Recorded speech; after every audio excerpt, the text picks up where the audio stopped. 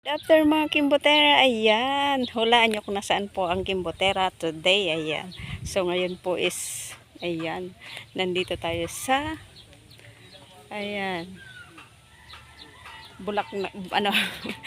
Mga bulaklak, ayan, di ba? Sunflower, ayan. So, marami po ditong sunflower.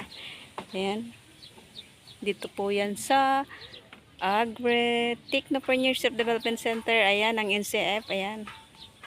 Ayan dito. Mayroon pa yan. Tanim po namin yan dito sa farm ng NCF. Ayan.